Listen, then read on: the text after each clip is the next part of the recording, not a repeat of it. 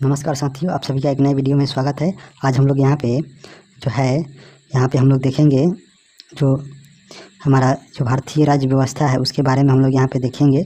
तो चलिए हम लोग इस सेट को हम लोग स्टार्ट करते हैं। और स्टार्ट करने से पहले जो भी इस चैनल पे नए हैं प्लीज़ इस चैनल को सब्सक्राइब कीजिए और अपने दोस्तों के साथ शेयर ज़रूर कीजिए। तो चलिए हम लोग यहाँ पे बढ़ते हैं। यहाँ पे माँ सरस्वती का नाम लेकर हम लोग यहाँ पे वीडियो को स्टार्ट करते हैं। और यहाँ पे हम लोग देखेंगे जिसमें क्या है, तो इसमें हम लोग 100 प्रश्नों को इसमें शामिल किए हैं, जो कि 100 प्रश्न जो पॉलिटी के हैं वो मोस्ट ही इम्पोर्टेंट है, जो कि हर एग्ज़ाम की दृष्टि से बहुत ही वह महत्वपूर्ण है। तो चलिए हम हमारे इस चैनल में GK GS with Vikas YouTube channel में आप सभी का स्वागत है। तो चलिए हम लोग यहाँ पे देखते हैं पहला प्रश्न यहाँ पे दिया गया है। तो पहला प्रश्न हम लोग यहाँ पे देखते हैं। तो दिया गया है कि भारत के मूल संविधान में कुल कितनी अनुसूचियाँ थीं। तो भारत के मूल संविधान में कुल कितनी अनुसूचियाँ थीं। तो भारत के मूल संविधान में कुल यहाँ पे 8 अनुसूचियाँ थीं। वहीं वर्तमान समय में जो है भारत के संविधान में 12 यहाँ पे वर्तमान समय में 12 अनुसूचियाँ हैं। इसको भी आप लोग याद रखिएगा। आगे बढ़ते हैं। अगला यहाँ पे है 2 नंबर प्रश्न। 2 नंबर प्रश्न है कि मूल संविधान में कुल कितने अनुच्छेद और अनुसूचियाँ थी। तो मूल संविधान में कितने अनुच्छेद और अनुसूचियाँ थी। तो मूल संविधान में जो है 395 अनुच्छेद और 8 अनुसूचियाँ थी। इसको आप लोग याद रखिएगा।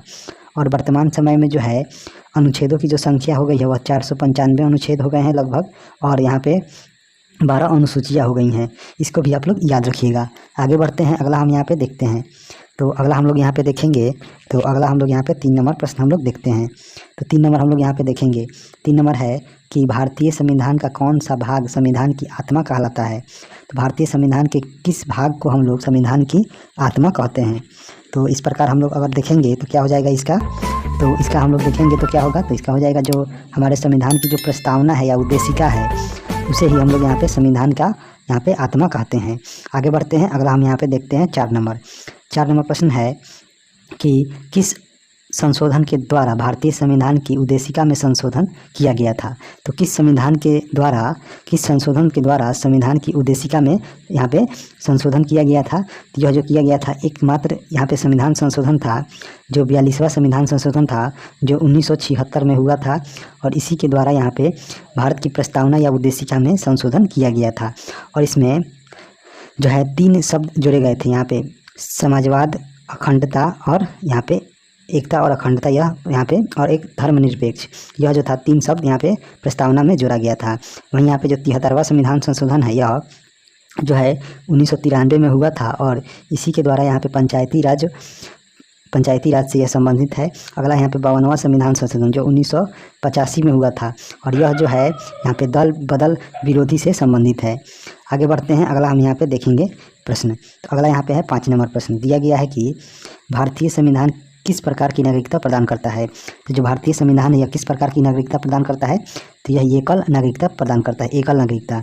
और यह जो एकल नागरिकता का जो प्रावधान है हम लोगों ने यहाँ पे ब्रिटेन से लिया है। यह प्रावधान हम लोगों ने ब्रिटेन देश के संविधान से लिया है। आगे बढ़ते हैं। अगला हम यहाँ पे देखते हैं 6 नंबर प्रश्न।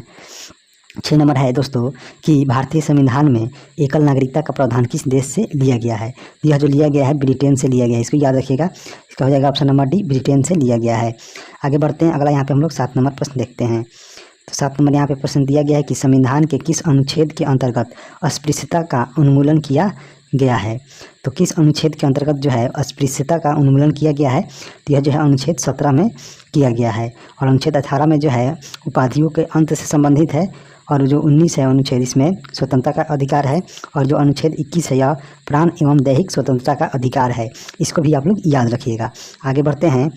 अगला हम लोग यहाँ पे देखते हैं 8 नंबर प्रश्न दिया गया कि राज्य के नीति निर्देशक सिद्धांतों में कौन सा अनुच्छेद अंतर्राष्ट्रीय शांति और सुरक्षा के संवर्धन से संबंधित है। तो यहाँ पे जो राज्य के नीति निर्देशक सिद्धांतों में जो कौन सा यहाँ पे अनुच्छेद है जो अंतर्राष्ट्रीय शांति और सुरक्षा का वर्णन करता है, तो यह हो जाएगा अनुच्छेद 51।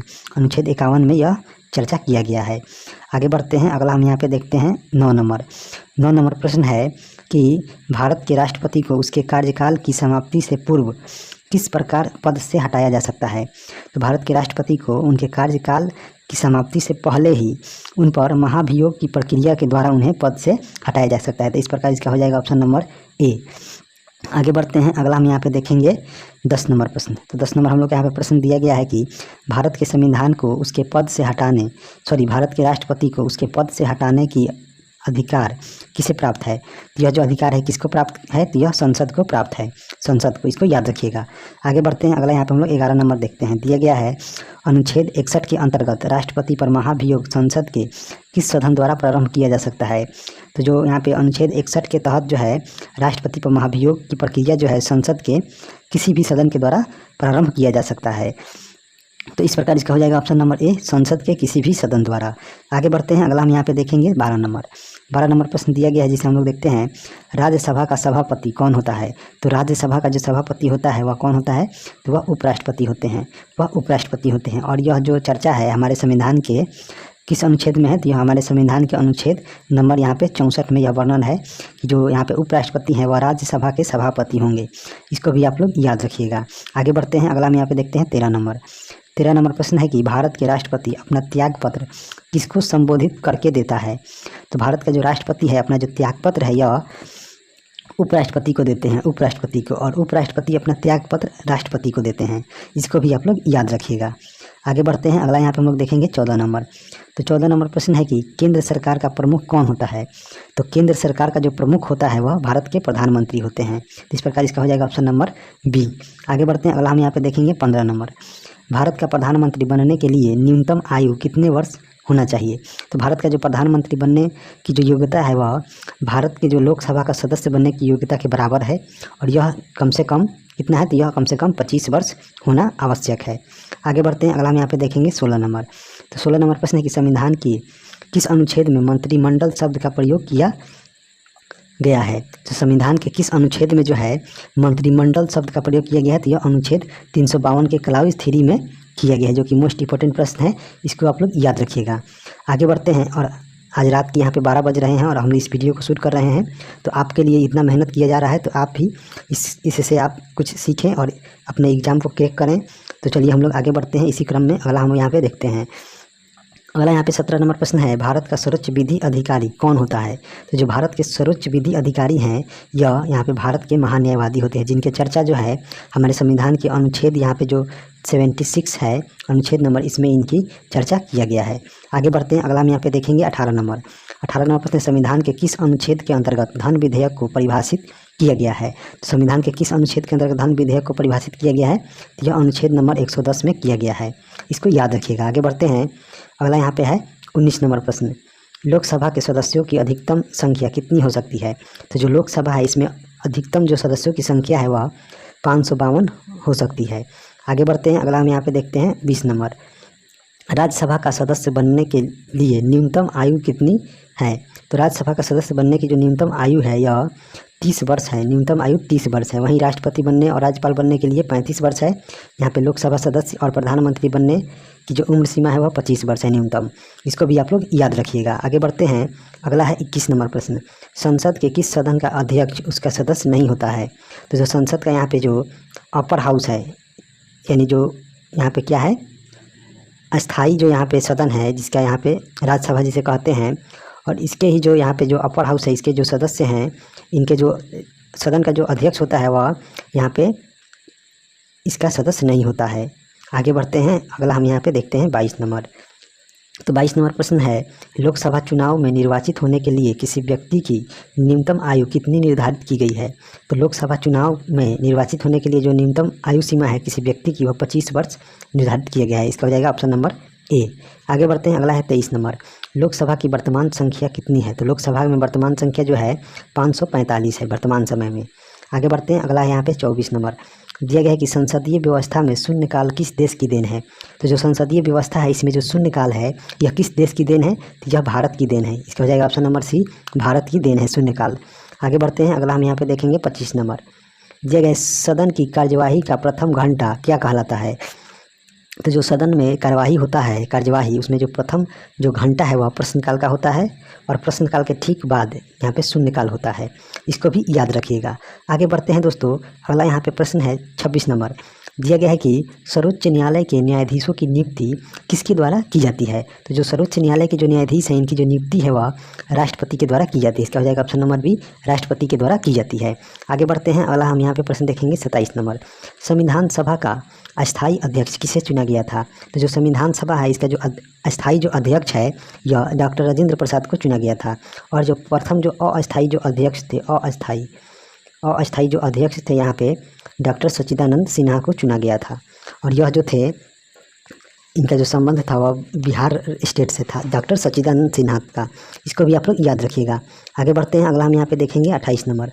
28 नंबर है, भारतीय संविधान के निर्माण काल में संविधान सभा के कुल कितने अधिवेशन हुए थे। तो इसमें जो अधिवेशनों की संख्या थी वह 12 थी। इसका हो जाएगा ऑप्शन नंबर ए 12।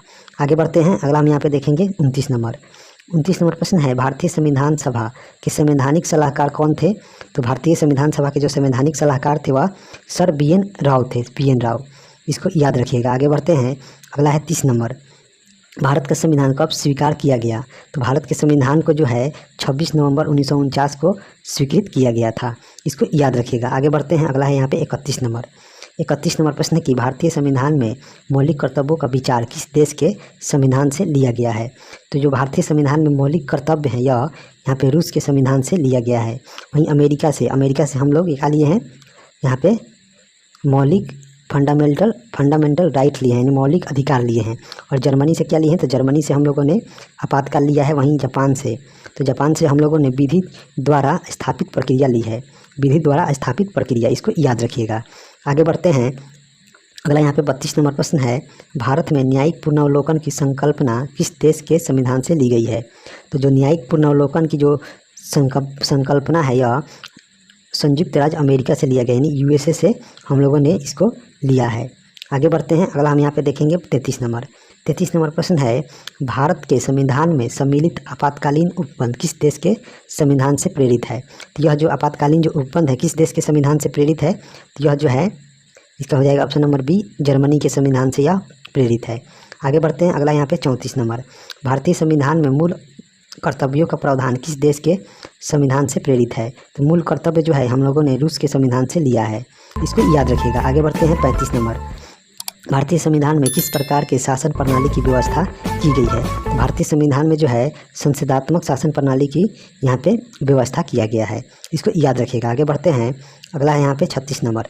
नीति निर्देशक तत्वों तथा मूल अधिकारों को संविधान की आत्मा किसने कहा है।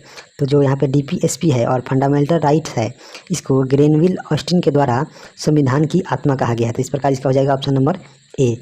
BR अम्बेडकर के द्वारा जो है अनुच्छेद नंबर जो 32 था, जिसे हम लोगों यहाँ पे संवैधानिक उपचारों के जो अधिकार कहते हैं उसको इन्होंने संविधान की आत्मा कहा था। इसको भी आप लोग याद रखिएगा। आगे बढ़ते हैं, अगला है यहाँ पे 37 नंबर। संविधान के प्रथम अनुच्छेद के अनुसार भारत क्या है। तो भारत जो है राज्यों का संघ है, यानी भारत जो है यूनियन ऑफ स्टेट है। इसको भी आप लोग याद रखिएगा। आगे बढ़ते हैं, अगला यहाँ पे 38 नंबर। भाषाई आधार पर भारत के सर्वप्रथम किस राज्य का गठन किया गया। तो भाषा के आधार पर भारत में जो है पहला जो राज्य बना था वह आंध्र प्रदेश बना था। इसका हो जाएगा option number A, Andhra Pradesh. अगला यहाँ पे 39 नंबर। भारत से बाहर लगातार कितने वर्षों तक रहने पर भारतीय नागरिकता समाप्त कर दी जाएगी। तो भारत से जो है लगातार कितने वर्षों तक जो है बाहर रहने पर यहाँ पे जो नागरिकता है वह समाप्त कर दी जाएगी।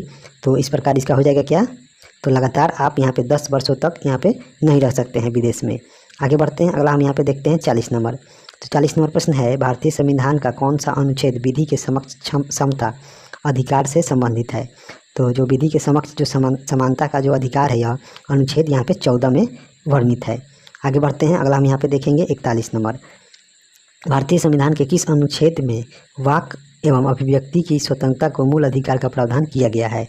जो किया गया है अनुच्छेद 19 के 1 में किया गया है। इस प्रकार इसका हो जाएगा ऑप्शन नंबर सी। वहीं अनुच्छेद 51 के ए में हम बात करें तो इसमें क्या है, तो इसमें दिया गया है फंडामेंटल ड्यूटीज, यानी मौलिक कर्तव्यों की इसमें चर्चा है। आगे बढ़ते हैं, अगला हम यहाँ पे देखेंगे 42 नंबर। मौलिक अधिकारों का संरक्षक कौन है। तो मौलिक अधिकारों का जो संरक्षक है वह सुप्रीम कोर्ट यानी न्यायपालिका है। तो इस प्रकार इसका हो जाएगा ऑप्शन नंबर बी। आगे बढ़ते हैं, अगला यहाँ पे प्रश्न है 43 नंबर। दिया गया है कि व्यक्तिगत स्वतंत्रता के अधिकार के लिए कौन सी याचिका दायर की जा सकती है। तो व्यक्तिगत स्वतंत्रता के अधिकार के लिए जो याचिका दायर की जाती है, जो रिट जारी किया जाता है वह हो जाएगा बंदी प्रत्यक्षीकरण यानी हैवियस कॉर्पस। और यहाँ पे उत्प्रेषण, जो उत्प्रेषण है इसको हम लोग क्या कहते हैं, पोस्टमार्टम रिट इसको कहते हैं। इसको आप लोग याद रखिएगा। आगे बढ़ते हैं, अगला हम यहाँ पे देखेंगे 44 नंबर। भारतीय संविधान के किस भाग में मौलिक कर्तव्यों का उल्लेख है? तो मौलिक कर्तव्यों का जो उल्लेख है भारत के भाग 4 के क में और अनुच्छेद 51 के ए में यह प्रावधान किया गया है। इसको आप लोग यहाँ पे याद रखिएगा। आगे बढ़ते हैं, अगला यहाँ पे है 45 नंबर। भारत के राष्ट्रपति चुनाव में उत्पन्न विवाद का निपटारा कौन करता है? तो भारत में के जो राष्ट्रपति के चुनाव में जो यहाँ पे विवाद होता है उसका जो निपटारा है वह सर्वोच्च न्यायालय यानी सुप्रीम कोर्ट के द्वारा किया जाता है। अगला यहाँ पे प्रश्न है 46 नंबर। 46 नंबर प्रश्न है, भारतीय संविधान का कौन सा अनुच्छेद राष्ट्रपति पद के लिए पुनः निर्वाचन की पात्रता निर्धारित करता है? तो हो जाएगा पुनः निर्वाचन का हो जाएगा अनुच्छेद नंबर 57। आगे बढ़ते हैं, अगला हम यहाँ पे देखते हैं 47 नंबर। तो 47 नंबर प्रश्न है, सर्वोच्च न्यायालय के न्यायाधीश को उसके पद से हटाने का अधिकार किसे प्राप्त है? यह जो अधिकार है यह राष्ट्रपति को प्राप्त है। आगे बढ़ते हैं, अगला हम यहाँ पे देखते हैं 48 नंबर। लोकसभा और राज्यसभा का संयुक्त अधिवेशन किसके द्वारा आहूत किया जाता है? तो जो यहाँ पे लोकसभा और राज्यसभा का जो संयुक्त अधिवेशन है यह राष्ट्रपति के द्वारा आहूत किया जाता है। आगे बढ़ते हैं, अगला यहाँ पे है 49 नंबर। वित्त आयोग की नियुक्ति कौन करता है? तो जो वित्त आयोग है इसका चर्चा हमारे संविधान के अनुच्छेद 280 में किया गया है और इसकी जो यहाँ पे नियुक्ति है वह राष्ट्रपति के द्वारा की जाती है और प्रत्येक जो है यह 5 वर्ष के लिए किया जाता है। इसको भी आप लोग ध्यान में रखिएगा। आगे बढ़ते हैं, अगला है 50 नंबर प्रश्न है कि किस सदन की अध्यक्षता ऐसे व्यक्ति द्वारा की जाती है जो उस सदन का सदस्य नहीं होता है? तो किस सदन की जो अध्यक्षता है ऐसे व्यक्ति के द्वारा की जाती है जो उस सदन का सदस्य नहीं होता है? तो यह हो जाएगा राज्यसभा। इसका हो जाएगा राज्यसभा। आगे बढ़ते हैं, अगला हम यहाँ पे देखें, अगला हम लोग यहाँ पे प्रश्न देखते हैं 51 नंबर। 51 नंबर प्रश्न दिया गया है कि प्रधानमंत्री की नियुक्ति किसके द्वारा की जाती है? तो जो प्रधानमंत्री की जो नियुक्ति है यह राष्ट्रपति के द्वारा किया जाता है। इसको याद रखिएगा। आगे बढ़ते हैं, अगला यहाँ पे 52 नंबर। 52 नंबर प्रश्न है कि संसदीय शासन व्यवस्था में वास्तविक कार्यपालिका शक्ति किसके अधीन होती है? तो जो वास्तविक जो कार्यपालिका जो शक्ति है वह प्रधानमंत्री के अधीन होती है, वहीं पे जो औपचारिक है वह राष्ट्रपति में होती है। इसको भी आप लोग याद रखिएगा। आगे बढ़ते हैं दोस्तों, अगला है यहाँ पे 53 नंबर। भारत सरकार को कानूनी विषयों पर परामर्श कौन देता है? तो भारत सरकार को जो है कानूनी यहाँ पे विषयों पर जो परामर्श है वह महान्यायवादी यानी अटॉर्नी जनरल के द्वारा दिया जाता है, जो कि भारत का यहाँ पे विधि अधिकारी होता है। आगे यहाँ पे बढ़ते हैं, अगला है 54 नंबर। 54 नंबर प्रश्न है दोस्तों कि लोकसभा अध्यक्ष अपना त्यागपत्र किसे सौंपता है? तो यह जो है लोकसभा के उपाध्यक्ष को सौंपता है और इसकी जो चर्चा है हमारे संविधान के अनुच्छेद यहाँ पे 93 में इसकी चर्चा किया गया है। इसको भी आप लोग ध्यान में रखिएगा। आगे बढ़ते हैं, अगला यहाँ पे है 55 नंबर। राज्यसभा की अधिकतम निर्धारित सदस्य संख्या कितनी है? तो राज्यसभा में जो अधिकतम निर्धारित संख्या है वह 250 है। इसको याद रखिएगा। आगे बढ़ते हैं, अगला यहाँ पे 56 नंबर। एक वर्ष में लोकसभा के कम से कम कितने सत्र बुलाए जाते हैं? तो एक वर्ष में लगभग यहाँ पे कम से कम जो है 2 सत्र बुलाए जाते हैं। आगे बढ़ते हैं, अगला यहाँ पे है 57 नंबर। भारत की संघीय शासन प्रणाली किस देश के संविधान से प्रेरित है? तो जो भारत में संघात्मक जो शासन प्रणाली है यह हम लोगों ने कनाडा के देश से लिया है। आगे बढ़ते हैं, अगला हम यहाँ पे देखेंगे 58 नंबर। 58 नंबर प्रश्न है कि आपातकाल में किसी राज्य विधानसभा की अवधि बढ़ाई जा सकती है? तो किसके द्वारा बढ़ाई जा सकती है? तो यह संसद के द्वारा बढ़ाई जा सकती है। इसको याद रखिएगा। आगे बढ़ते हैं, अगला यहाँ पे 59 नंबर। राज्य में राष्ट्रपति शासन किसकी सलाह पर लागू किया जाता है? तो राज्य में जो राष्ट्रपति शासन है यह राज्यपाल की सलाह से यहाँ पे शुरुआत किया जाता है या लागू किया जाता है। अगला यहाँ पे 60 नंबर। राष्ट्रपति शासन अधिकतम कितनी अवधि तक लगाया जा सकता है? तो जो राष्ट्रपति शासन है यह अधिकतम 3 वर्ष की अवधि तक लगाया जा सकता है। आगे बढ़ते हैं, अगला यहाँ पे हम लोग देखेंगे 61 नंबर। 61 नंबर है वित्त आयोग द्वारा की गई सिफारिशों को सदन के समक्ष कौन रखवाता है? तो जो संसद सदन है उसके समक्ष जो वित्त आयोग के द्वारा जो सिफारिश की जाती है वह भारत के राष्ट्रपति के द्वारा रखवाया जाता है। इसका हो जाएगा ऑप्शन नंबर बी। आगे बढ़ते हैं, अगला यहाँ पे है 62 नंबर। भारत में जो वित्त आयोग का जो गठन है वह किस अनुच्छेद के अंतर्गत किया जाता है? तो यह हो जाएगा अनुच्छेद 280 के अंतर्गत यहाँ पे प्रत्येक 5 वर्ष पर यहाँ पे वित्त आयोग का गठन किया जाता है। आगे बढ़ते हैं, अगला हम यहाँ पे देखेंगे 63 नंबर। वित्त आयोग का कार्यकाल कितना होता है? तो वित्त आयोग का जो कार्यकाल है 5 वर्ष का होता है। आगे बढ़ते हैं, अगला यहाँ पे है 64 नंबर। 64 नंबर प्रश्न है कि भारत के संचित निधि में से राज्यों के राजस्व में सहायता अनुदान को कौन विनियमित करता है? तो यह किसके द्वारा किया जाता है? तो यह वित्त आयोग के द्वारा किया जाता है। आगे बढ़ते हैं, अगला है दोस्तों यहाँ पे 65 नंबर, नीति आयोग का अध्यक्ष कौन होता है? तो जो नीति आयोग के जो अध्यक्ष है वह प्रधानमंत्री होते हैं। आगे बढ़ते हैं, अगला यहाँ पे है 66 नंबर, भारत के मुख्य चुनाव आयुक्त की पदावधि क्या है? तो भारत में जो मुख्य चुनाव आयुक्त हैं इनका जो पदावधि है यह 6 वर्ष या 65 वर्ष की आयु जो भी पहले हो यह है। इसका हो जाएगा ऑप्शन नंबर ए। आगे बढ़ते हैं दोस्तों, अगला यहाँ पे 67 नंबर। तो 67 नंबर प्रश्न है कि भारत के मुख्य चुनाव आयुक्त किसके द्वारा नियुक्त किया जाता है? तो जो भारत के मुख्य चुनाव आयुक्त हैं इसकी जो नियुक्ति है यह राष्ट्रपति के द्वारा किया जाता है, राष्ट्रपति के द्वारा, इसको याद रखिएगा। अगला 68 नंबर है, राज्य मानवाधिकार आयोग का अध्यक्ष कौन होता है? तो जो यहाँ पे राज्य में मानवाधिकार आयोग है इसके जो अध्यक्ष होते हैं वह उच्च न्यायालय के सेवानिवृत्त मुख्य न्यायाधीश होते हैं। तो इस प्रकार इसका हो जाएगा ऑप्शन नंबर ए। आगे बढ़ते हैं दोस्तों, अगला यहाँ पे 69 नंबर, संविधान संशोधन का प्रावधान किस अनुच्छेद के अंतर्गत किया गया है? तो इसका जो यहाँ पे उल्लेख है यह अनुच्छेद 368 में किया गया है संविधान संशोधन का। आगे बढ़ते हैं, अगला यहाँ पे है 70 नंबर, किस संविधान संशोधन अधिनियम को लघु संविधान कहा जाता है? तो यह 42वें संविधान संशोधन को कहा जाता है। आगे बढ़ते हैं, अगला यहाँ पे है 71 नंबर, दिल्ली राष्ट्रीय राजधानी क्षेत्र किस संविधान संशोधन द्वारा बनाया गया? यानी दिल्ली को जो है राष्ट्रीय राजधानी क्षेत्र का दर्जा किस संविधान संशोधन द्वारा बनाया गया? तो यह जो किया गया था 69वें संविधान संशोधन के द्वारा किया गया था, इसको याद रखिएगा। अगला यहाँ पे 72 नंबर, भारतीय संविधान में 9वीं अनुसूची कब जोड़ी गई? तो जो 9वीं अनुसूची जोड़ी गई थी यह प्रथम संविधान संशोधन 1951 में जोड़ा गया था, इसको याद रखिएगा। आगे बढ़ते हैं दोस्तों, अगला हम लोग यहाँ पे प्रश्न देखेंगे। तो अगला है, भारतीय संविधान में राज्य के नीति निर्देशक तत्वों की संकल्पना किस देश के संविधान से अभिप्रेरित है? तो यह जो है आयरलैंड के संविधान से अभिप्रेरित है, इसको याद रखिएगा। अगला यहाँ पे है 74 नंबर प्रश्न है, भारतीय संविधान में संवैधानिक संशोधन का प्रावधान किस देश से लिया गया है? तो भारत में जो संविधान में जो संवैधानिक संशोधन का जो प्रावधान है यह दक्षिण अफ्रीका के संविधान से लिया गया है, दक्षिण अफ्रीका से। आगे बढ़ते हैं दोस्तों, अगला यहाँ पे 75 नंबर, शक्तिशाली केंद्र के साथ भारत की संघात्मक व्यवस्था किस देश की संविधान से प्रेरित है? तो यह जो है कनाडा के संविधान से प्रेरित है। आगे बढ़ते हैं दोस्तों, अगला हम लोग यहाँ पे देखेंगे 76 नंबर, भारत के संविधान में सम्मिलित समवर्ती सूची किस देश से ली गई है? तो जो समवर्ती सूची का जो प्रावधान है हम लोगों ने ऑस्ट्रेलिया के संविधान से लिया है, ऑस्ट्रेलिया के संविधान से। आगे बढ़ते हैं दोस्तों, अगला है यहाँ पे प्रश्न है, भारतीय संघ में नए राज्यों के गठन का प्रावधान किस अनुसूची में किया गया है? तो जो यहाँ पे नए राज्यों के गठन का जो प्रावधान है यह प्रथम अनुसूची में किया गया है, प्रथम अनुसूची में। तो आगे बढ़ते हैं, अगला यहाँ पे हम लोग देखते हैं, संविधान में हमारे राष्ट्र का उल्लेख किन नामों से किया गया है? तो इंडिया, डैट इज भारत, यानी भारत अर्थात इंडिया, यह हो जाएगा ऑप्शन नंबर ए। आगे बढ़ते हैं दोस्तों, अगला हम यहाँ पे देखेंगे 79 नंबर, संविधान सभा के में जो है उद्देश्य प्रस्ताव कब प्रस्तुत किया गया था? तो जो संविधान सभा है उसमें जो उद्देश्य प्रस्ताव का जो प्रस्तुति है यह 13 दिसंबर 1946 को किया गया था, 13 दिसंबर 1946 को। आगे बढ़ते हैं दोस्तों, अगला यहाँ पे 80 नंबर, समाजवादी, अखंडता तथा पंथ निरपेक्ष शब्द संविधान की प्रस्तावना में किस संविधान संशोधन द्वारा सम्मिलित किए गए थे? तो यह 42वां संविधान संशोधन के द्वारा सम्मिलित किया गया था। आगे बढ़ते हैं दोस्तों, अगला है यहाँ पे 81 नंबर, भारतीय संघ के अंतर्गत किसी राज्य को सम्मिलित करने का अधिकार किसे प्राप्त है? तो किसी संघ यानी भारतीय संघ में जो है किसी राज्य को सम्मिलित करने का जो अधिकार है यह संसद को दिया गया है, संसद को। आगे बढ़ते हैं दोस्तों, अगला है यहाँ पे 82 नंबर, 82 नंबर प्रश्न है कि नए राज्यों के गठन की शक्ति किसे प्राप्त है? तो नए राज्य की जो गठन की जो शक्ति है यह संसद को प्राप्त है। आगे बढ़ते हैं, अगला यहाँ पे 83 नंबर, लक्ष्मीमल सिंधवी समिति किससे संबंधित है? तो यह जो समिति का जो संबंध है यह पंचायती राज से संबंधित है, इसका हो जाएगा ऑप्शन नंबर यहाँ पे सी, बी।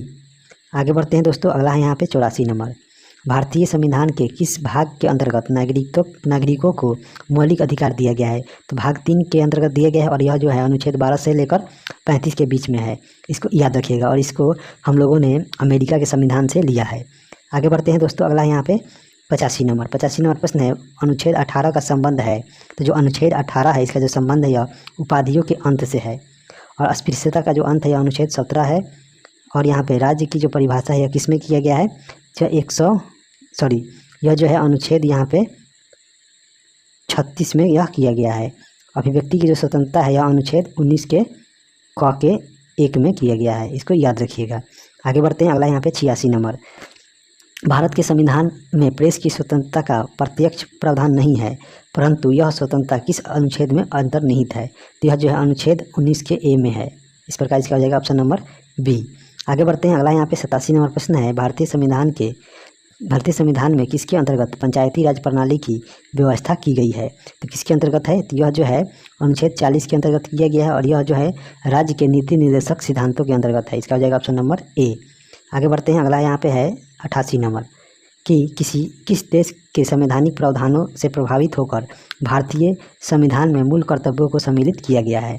तो जो मूल कर्तव्य है हम लोगों ने पूर्व रूप सोवियत संघ से लिया है। इसका हो जाएगा ऑप्शन नंबर ए।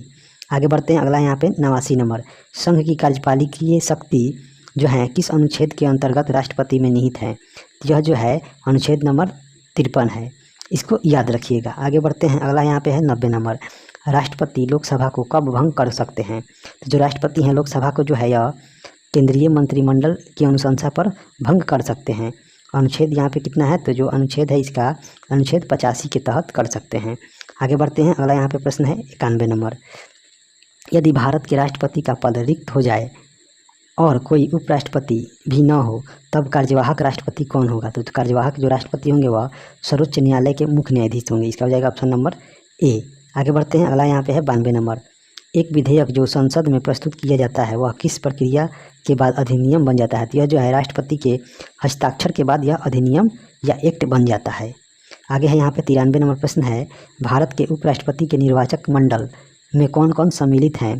तो भारत के जो भारत के उपराष्ट्रपति का जो निर्वाचक मंडल है इसमें संसद के दोनों सदनों के सभी निर्वाचित सदस्य और संसद के दोनों सदनों के सभी मनोनीत सदस्य यानी निर्वाचित और मनोनीत यानी संसद के दोनों सदनों के सभी निर्वाचित और सभी मनोनीत सदस्य इसमें भाग लेते हैं भारत के उपराष्ट्रपति के निर्वाचक मंडल में। तो इसका हो जाएगा यहाँ पे ऑप्शन नंबर डी, ए और बी दोनों।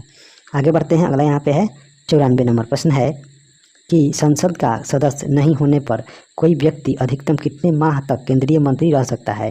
तो यह जो रह सकते हैं अधिकतम 6 माह तक यह केंद्रीय मंत्री रह सकते हैं संसद के सदस्य होने के बगैर भी।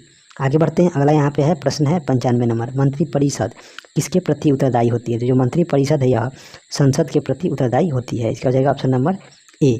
आगे बढ़ते हैं, अगला यहाँ पे है 96 नंबर भारत का प्रथम महान्यायवादी कौन था? तो जो भारत के प्रथम महान्यायवादी थे वो MC सीतलवार थे। MC सीतलवार जो कि मोस्ट इंपॉर्टेंट प्रश्न है, इसको याद रखिएगा। और वर्तमान समय में जो है भारत के महान्यायवादी वो R वेंकटरमणी हैं, इसको याद रखिएगा। यह वर्तमान समय में है, वर्तमान समय में यह भारत के यहाँ पे क्या है महान्यायवादी हैं। आगे बढ़ते हैं, अगला यहाँ पे है प्रश्न 97 नंबर कि भारत का महान्यायवादी किसका विधि सलाहकार होता है? तो यह जो है भारत सरकार का विधि सलाहकार होता है। आगे बढ़ते हैं, अगला यहाँ पे प्रश्न है 98 नंबर अनुच्छेद 76 के 4 यानी अनुच्छेद जो 76 है उसके क्लाउज 4 के अनुसार महान्यायवादी किसके प्रसाद पर्यंत पद धारण करेगा? तो यह राष्ट्रपति के प्रसाद पर्यंत यह पद धारण करता है। आगे बढ़ते हैं, अगला यहाँ पे 99 नंबर प्रश्न है भारत के नियंत्रण एवं महालेखा परीक्षक यानी कैग के पद का सृजन किसके द्वारा किया गया है? तो यह जो किया गया है संविधान के द्वारा किया गया है। तो इसका हो जाएगा ऑप्शन नंबर ए। आगे बढ़ते हैं, अगला यहाँ पे इस सेट का अंतिम प्रश्न हम लोग देखेंगे। तो भारत के नियंत्रक एवं महालेखा परीक्षक का जो कार्यकाल है वो कितने वर्ष का होता है? तो यह जो होता है 6 वर्ष या 65 वर्ष, जो भी पहले हो। आगे बढ़ते हैं, आगे यहाँ पे देखते हैं। तो इसमें टेस्ट में 2 प्रश्न दिया गया है। पहला है टेस्ट का यहाँ पे प्रश्न है कि केंद्र सरकार का प्रमुख कौन होता है? तो इसमें से आप लोग कमेंट जरूर कीजिएगा। और दूसरा प्रश्न है यहाँ पे भारत का सर्वोच्च विधि अधिकारी कौन होता है? तो इसका यहाँ पे आप लोग कमेंट जरूर कीजिएगा ये दोनों प्रश्नों का। तो चलिए आशा करते हैं और आप लोग इस वीडियो को शेयर कीजिए अपने दोस्तों के साथ। और इस चैनल पर नए हैं तो इस चैनल को सब्सक्राइब कर लीजिए। इसी तरह का आप लोगों को यहाँ पे टॉपिक वाइज और यहाँ पे चैप्टर वाइज आप लोगों को यहाँ पे जो है तैयारी आप लोगों की बेहतर कराई जाएगी। तो चलिए